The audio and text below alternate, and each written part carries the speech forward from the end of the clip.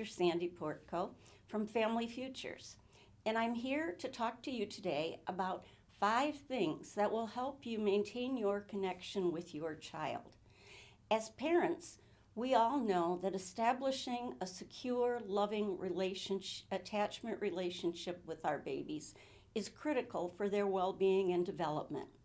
However, how do we maintain that after the kids are babies? Because it's not a one and done.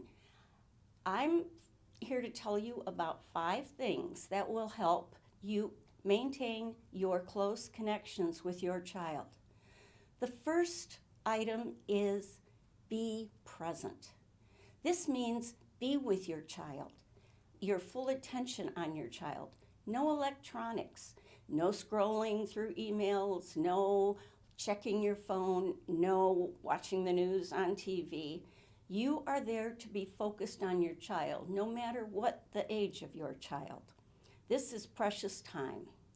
The second item is to tune into your child. What is your child trying to communicate to you?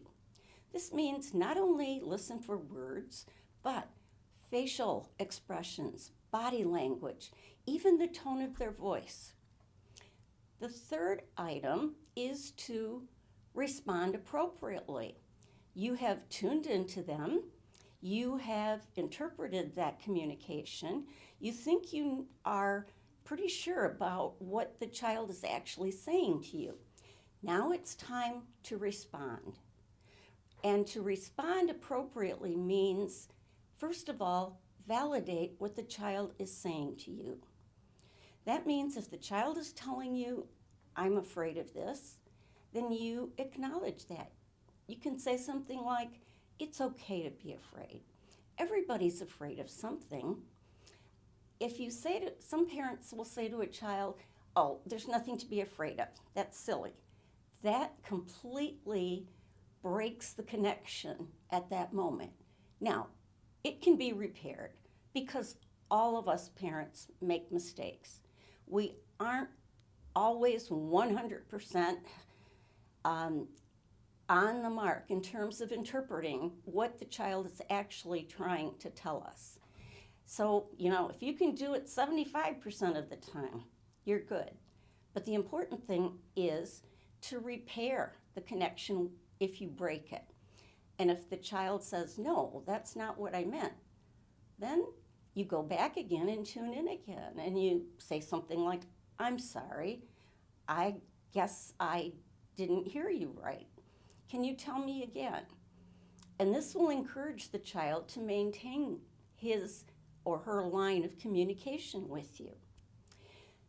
The fourth thing is to listen carefully.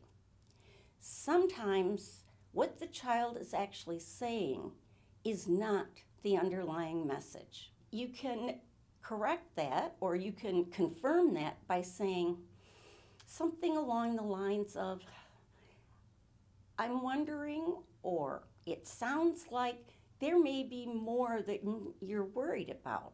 Do you want to tell me more about it?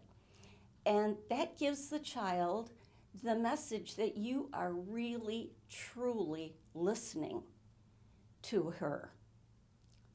The fifth item is always be truthful with your child. Don't make promises that you know you can't keep. Some parents, to keep the peace or to hurry a situation along, might make a promise and say, yes, we can do that later, knowing full well that they aren't going to be able to do it, and they're just really hoping that their child will forget about it. That will never happen. So be truthful.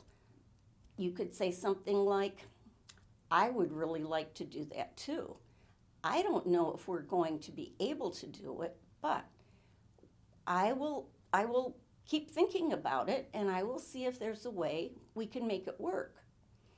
On the other side of this coin is, don't make threats or consequences that you know you are not going to keep.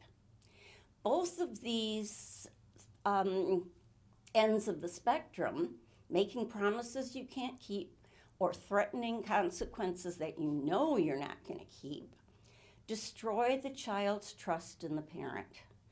And that is part of the security that the child needs to feel, is that his parents can be relied on. They're dependable. They love him, they want to keep him safe, and they want what's best for him. So if you can continue to implement these 5 steps in your parenting of your child, no matter what age the child is, you will be maintaining a strong, secure attachment connection throughout your child's growing years and into adulthood as well.